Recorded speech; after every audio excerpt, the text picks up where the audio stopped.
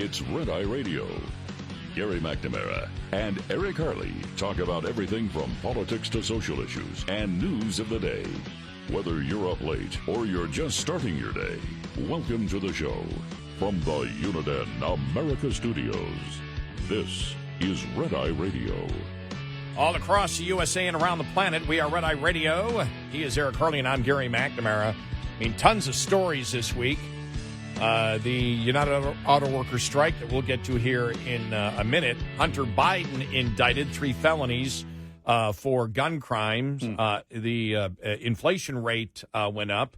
Impeachment inquiry is going to start. The president yesterday was asked about all of these, and here was his response. Let me close with this. And there's a lot more I know we could talk about. I wish I had a chance to take all your questions, but I'm going to get in real trouble if I do that. There you go. What kind of do you think they confine him to his room? I don't know. I mean, that'd be interesting. And who is going to get the president in trouble? When you're the president of the United States, who gets you in trouble? You're the most powerful person in the world. Illuminati.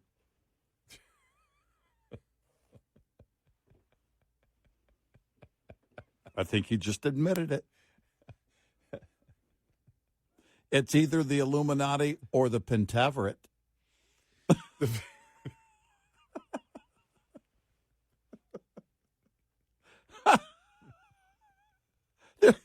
I'll be in a lot of trouble. I mean, who gets him in trouble? Are you saying you're not in charge, sir? Are you saying you're not the commander-in-chief? I mean, is it the guy that owns a hotel in John Wick? Right. Or whatever. Remember they have the panel or whatever. They've got the panel that runs it. Yeah. I haven't seen John Wick 4. Did they ever identify who the head of the entire Pentaverate is? It's Mike Myers. I don't know if they call it a Pentaverate. We get that from So I Married an Axe Murderer. Yeah. From Mike Myers' character. Exactly. No, I mean, it's stupid every time he says it. And by the way, that's what you want an economy based on, that coin that they have, not gold. Oh, yeah. I only need, apparently, 3 of those coins for my lifestyle. They could last me the rest of my life. Now, the problem is I'll mistake them for quarters and use them in the vending machine. You know, the poll came out that people are, it was publicized yesterday, and I said, don't publicize that too hard, conservative media. Most Americans believe that Biden is worse off mentally than Trump. It's like, well, everything is relative. You may not want to promote that too loud. Well, just do a survey. And who did that survey, by the way? Just do the survey that says that he's not mentally fit. If you're the Republicans, that's the survey you want. Right. That the opposition, the leader, the head of their party, which is the president. That has to horrify his staff when he does When he says, oh, yeah. Because they... For two reasons. For 2 reasons, because it looks like it makes him look incompetent. Well, it's just one more thing, in our opinion, that makes him incompetent. But also, it makes you wonder if he's about to start taking questions or start to say, if he's going to say something else off script, which he often does. I mean, you're waiting for it. It's every moment is one of these brow dripping, sweat filled, oh my gosh, I hope he doesn't speak moments. If you're a staffer, what was it that he said? About teaching yesterday?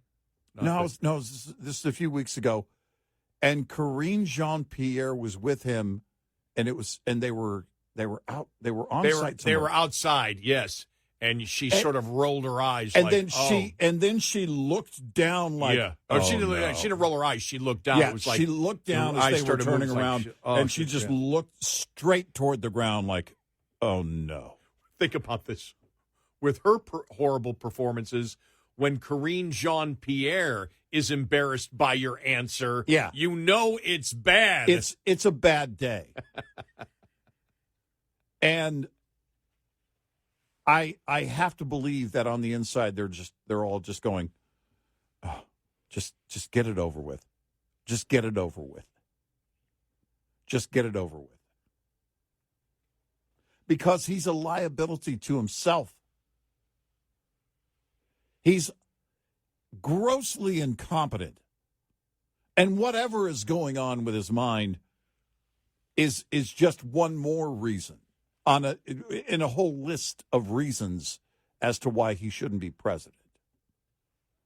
And his own party knows it. Ask David Ignatius at the Washington Post. And still you have defenders, oh, well, his economy, what they're not talking about is all the great things he's done for the economy. Oh, man. Who did I quote yesterday that was totally delusional on that? Oh, it was David Ignatius. Yeah. Oh, in the same article. Yeah, in the same article where he was saying that the great thing about him is how he's governed from the center out. Yeah. He has started from the center and then gone out to America to promote the center. And, of course, we went back to, and I hate this because it sounds like we're obsessed with pot. Yeah. And we're not, but we're like, the Democrats are so delusional right now, you have to ask the question, are they on something? Yeah, no, it just... Because it defies all common sense. It's way too far out there. And really, it's just Ignatius and others that don't want to come out and say it the way we say it. That he's grossly incompetent. He is a liar that knows no boundaries when it comes to lies, makes everything about himself, and is quite possibly compromised because he allowed his son to peddle influence. And you look at that kind of corruption and lying and incompetence and whatever is going on with him mentally, and it adds up to very bad news. Ignatius is just trying to throw cover and be nice about it. I don't have to be nice. You know something? Every single day that he's out there, because every day he tells another lie, and it's a dumb, stupid lie about something in his past. And yesterday it was about how he taught and the classes that he taught at Penn. He's never taught a class. And he's talking about teaching a class, and it's just like, what the? Well, what the hell is going on here? It's the most. And he says it just as blunt and blatant as if it were the truth. I know. And as if it happened. Yeah, it's one of his star students, Corn Pop, was there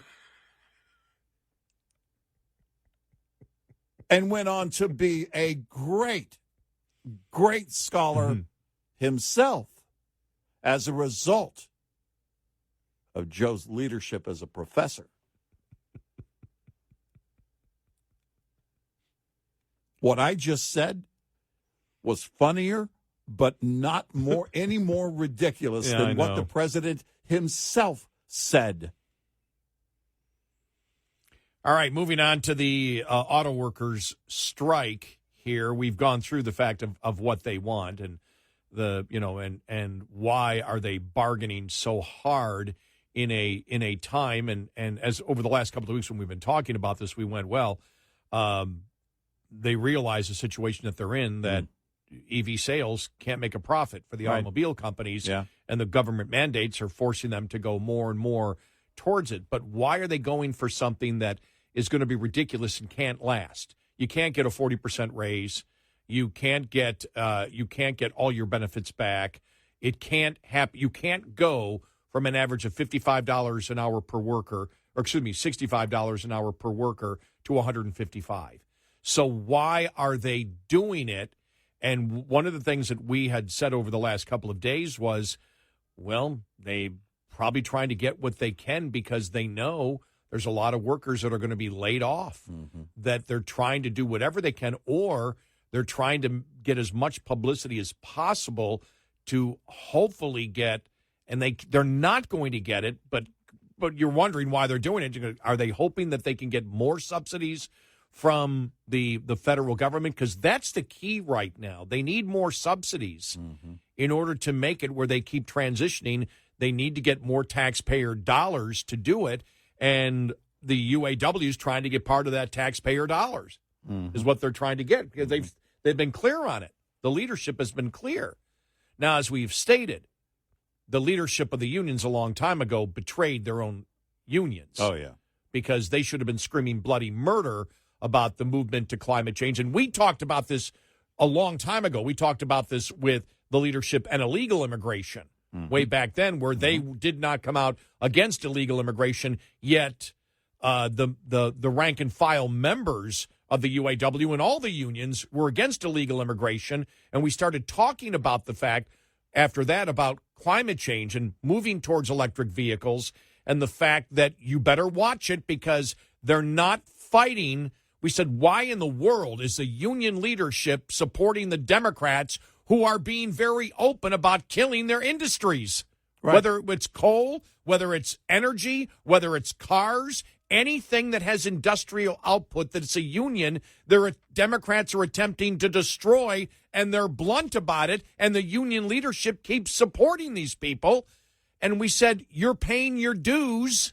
Your dues are going to commit to that party to commit job suicide. Yep. Your earnings are going to the demise of your industry. And that's why we've gone after the union leaders when they sound indignant. Yeah. Remember when they were going after Trump and stuff? Bunch of blowhards that are working against their own union's self-interest. Right. And as I've said before, I am absolutely anti-public unions. There's no reason to have any type of public unions in government because government doesn't make a profit. As I said earlier in the show, we have the same beliefs as a man who's considered one of the great labor leaders in the United States, George Meany and FDR, all against public unions. On private unions, I'm neutral. You've got to compete. You've got to compete in the arena of capitalism. If you want to belong to a union, if you like your union job, I don't take that away from you. Yeah.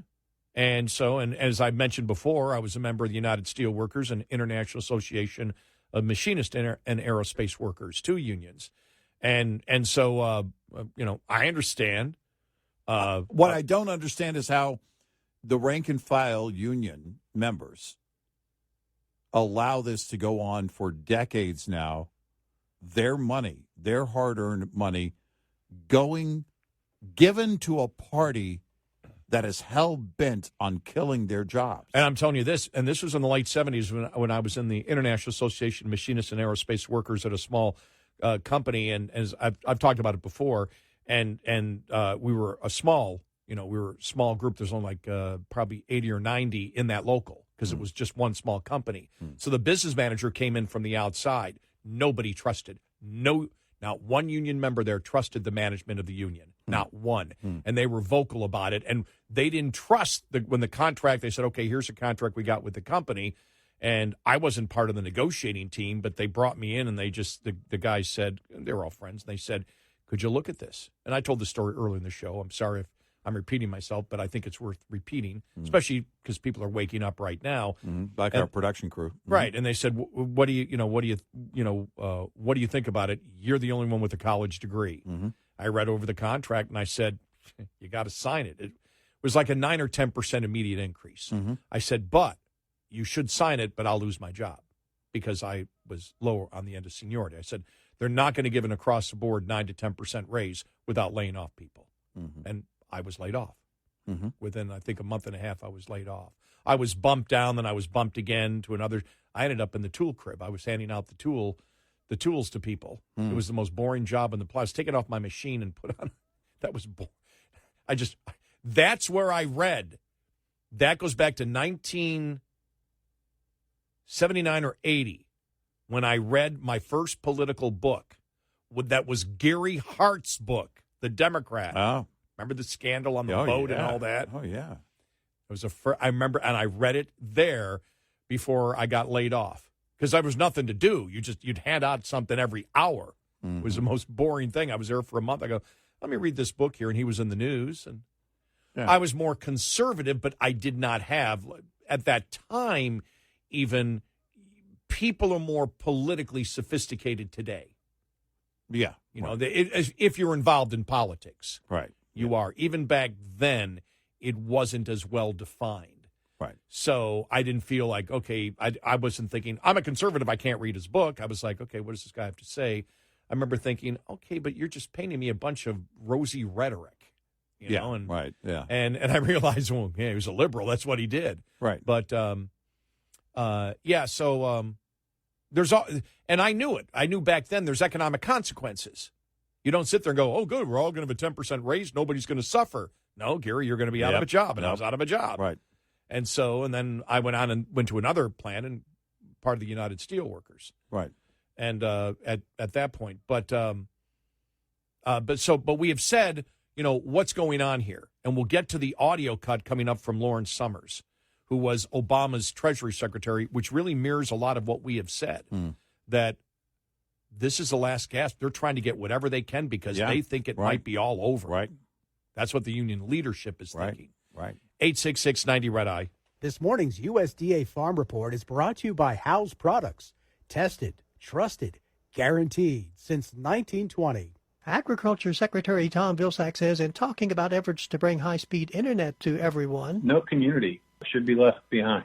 But this time he's talking about another effort to expand investment in urban and community forestry. Vilsack was in Cedar Rapids, Iowa Thursday to announce a $1 billion investment for 385 projects to plant trees and increase access to green space for millions of Americans who don't have that access. Vilsack told reporters with programs like this, we believe that we can create more resilient communities in terms of the impacts of climate. We think we can mitigate extreme heat incidences and events in many of the cities where projects and awards will be made. Vilsack said tree canopies have been shown to reduce average temperatures by up to 19 degrees, saving energy costs for residents. He said most of the projects will be in underserved communities where residents have little or no access to green space. Gary Crawford reporting for the U.S. Department of Agriculture. This report brought to you by Cenex Fuels and Lubes. Lines open for your calls. 866-90-RED-I on Red Eye Radio.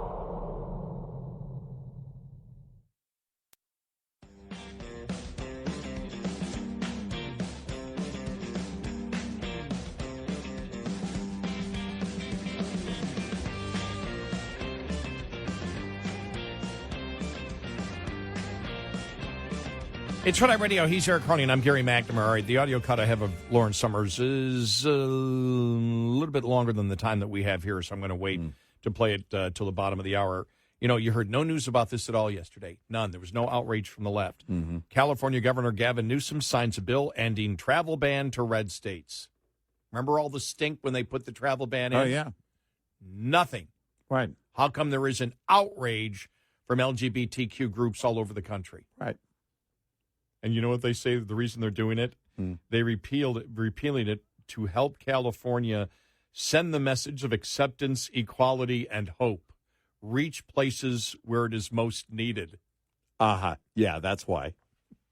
Yeah, that's it. Yeah, that's it. It's not because there was a massive financial impact. But you didn't hear nothing. No. And remember how they publicized it when they did it. Oh, my gosh, yes. Media didn't touch that story yesterday. Nope.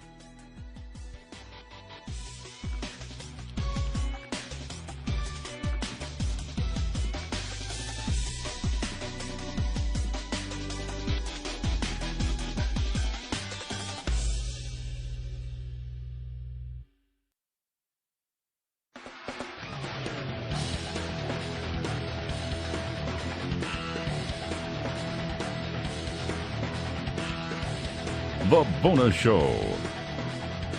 And he's Eric Harley, and I'm Gary McNamara. Good morning. All right, I've got this audio here. This is an interview on Bloomberg with Harvard professor, economist, director of the National Economic Council under President Barack Obama. Mm-hmm. And I said Treasury Secretary under Obama. He was Treasury Secretary under Clinton. I said, yeah. Sorry, Clinton, I said earlier. I don't know why I said that, but he was the one that told the Biden administration, don't spend the $1.9 trillion. Inflation's coming. They didn't pay attention to them. And he wasn't the only Obama economist to say that to Biden. They didn't pay attention. And they were the ones that really were loud in predicting inflation. Yep. Was coming because of it. Well, he was asked about the strike, the UAW strike, and, what has caused this, and, what may happen because of it. What do you make of that situation and what it really says about the state of the workforce and the state of technology, for that matter? Because, as you know, that's an important element in it. We're all watching the UAW automobile industry nexus is less dominant for the whole economy than it was a generation ago, but it's still a big deal, and I think it's going to set a template for a lot of things. Here's the thing, David. I fear that there's a bit of an endgame dynamic going on here. Between the fact that electric vehicles take about 40% fewer workers per automobile, and the fact that a large part of the action in the automobile industry is moving to the southern part of our country, the UAW northern part of the industrial belt part of the country is going to shrink no matter what. And in that situation, the incentives for the union, like the incentives at one stage for the coal miners, like the incentives one stage for the steel workers, are to get as absolute much as they can while they can. And that, I think, is probably the underlying economic force behind some of the aggressiveness that we're seeing. And my guess is that this is going to be a difficult dynamic. We had said with the government mandating EVs that that the companies can't make a profit on. And we had talked about the Lordstown plant. After that was, that the auto workers at, that place even were making a lot less. And there were complaints about that. And there's complaints about auto workers that are making less money making the EVs. Mm-hmm. And we had said, well, what do you expect? If the government mandates that you make something that the consumer doesn't want and the consumer can't afford and you can't make a profit on, well, then labor's going to get hit. And labor's going to get hit big time. Yeah. That's just economics. There's no way around it. And if you look at the growing mandates that they want these automobile companies to produce, the EVs, how does it survive? Well, when you think about it in a very nice way by saying the end game dynamic, he said, I fear there's a bit of an end game. What he's saying is might be the end of the unions. This may be the end of the UAW.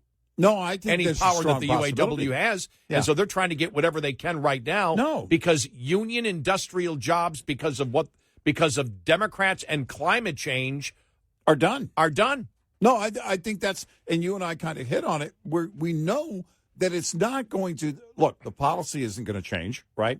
And the unions asking for more, that dynamic isn't going to change. The union leadership taking the dues of the workers and giving it to the Democratic Party, who is hell-bent on basically doing away with all of those jobs, that's not going to change. So why wouldn't you ask for the Hail Mary? And try and get, I don't know what the hope is, right? That eventually you're in it long enough, and maybe you hope that on the way out the door, there's some kind of government intervention that at least preserves any pension that was there for you? I don't know. I can't tell you. Because to me, I'd be worried about being able to go to work every day until I could work no longer.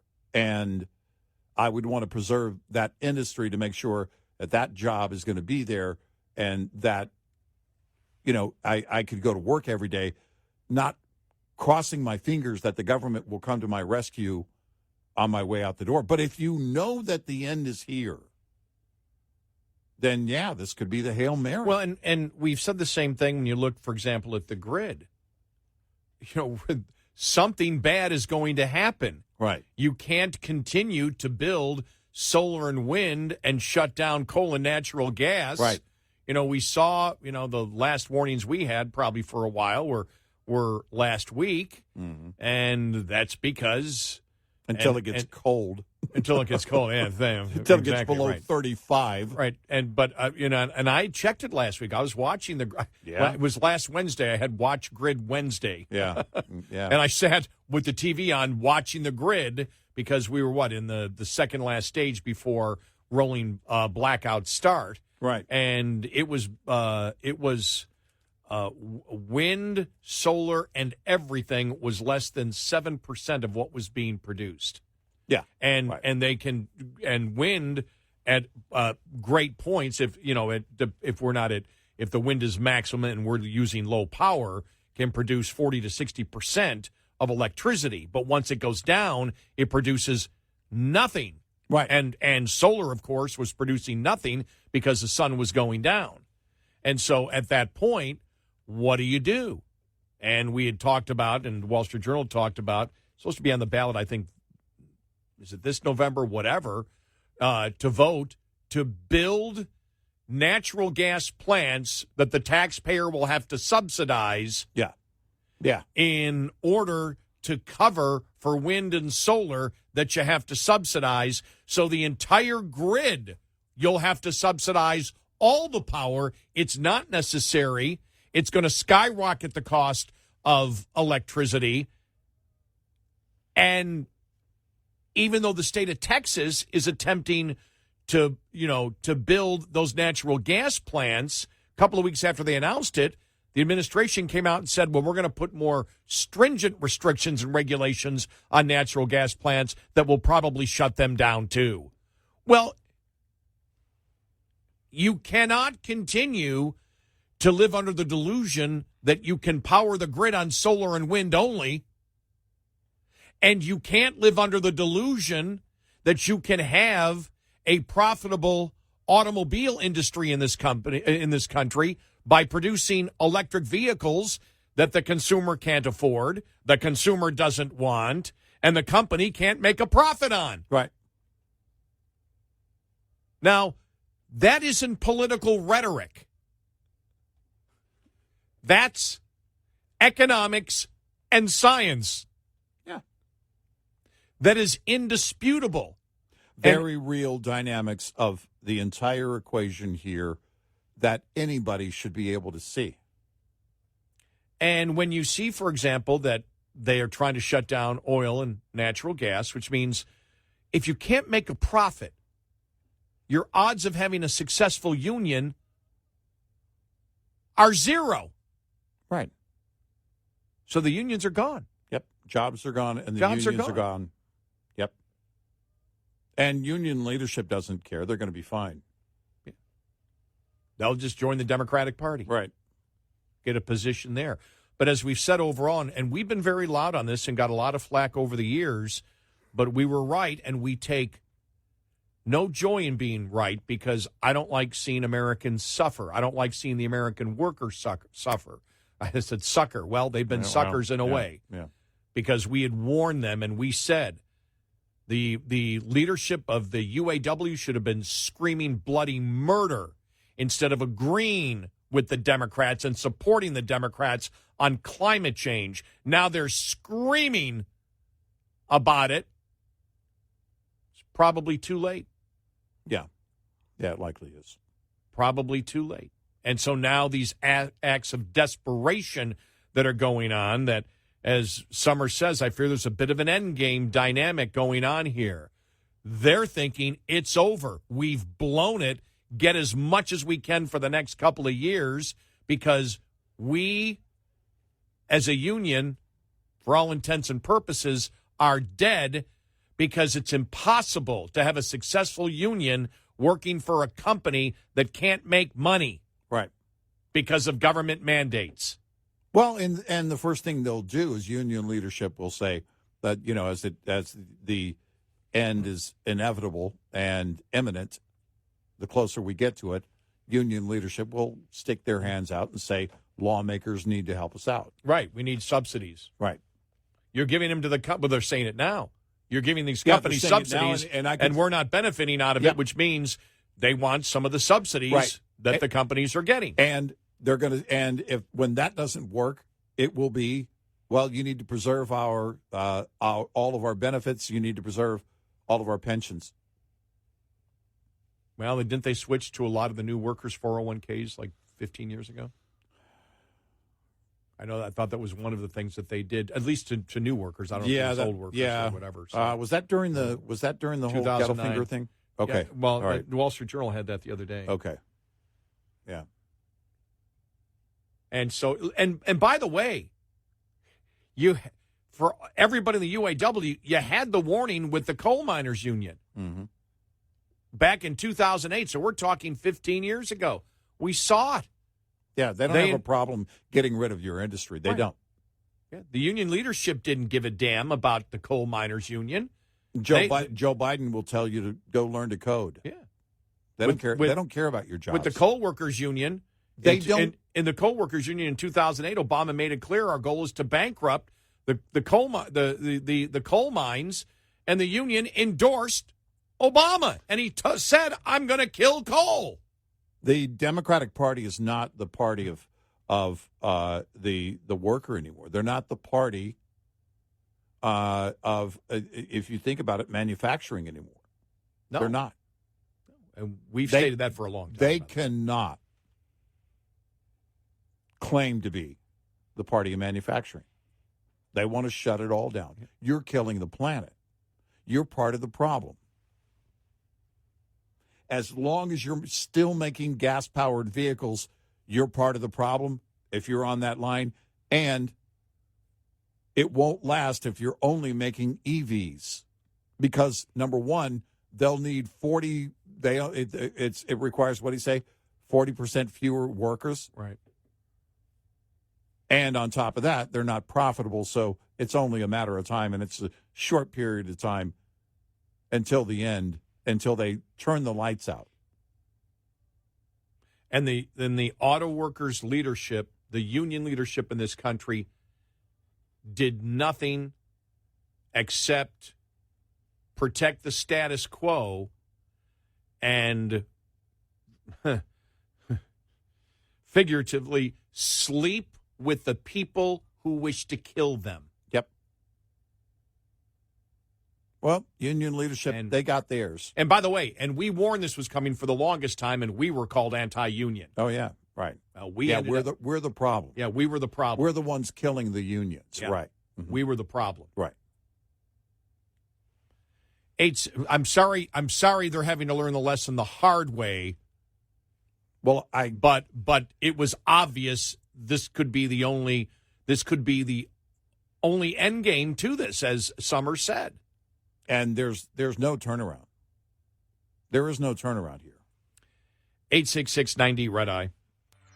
Get in touch with Red Eye Radio, toll free at 866-90-RED-EYE.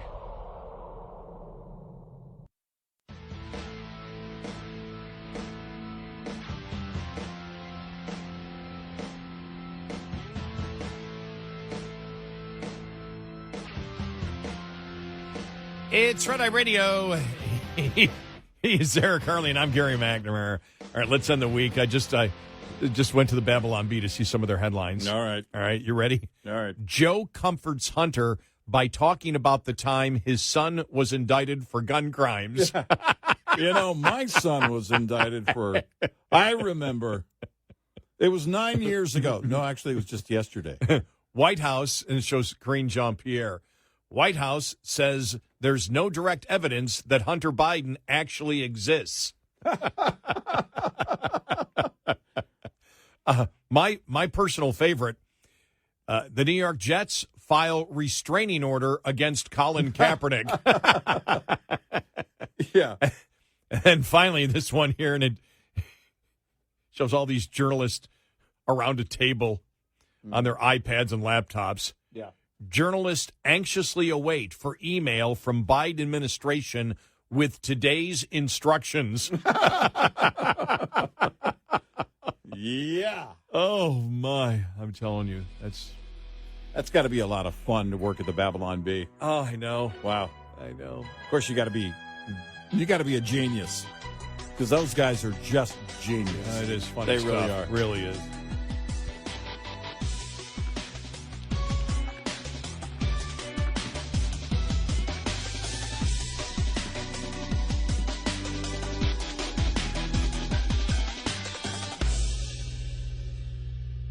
This is Red Eye Radio on Westwood One.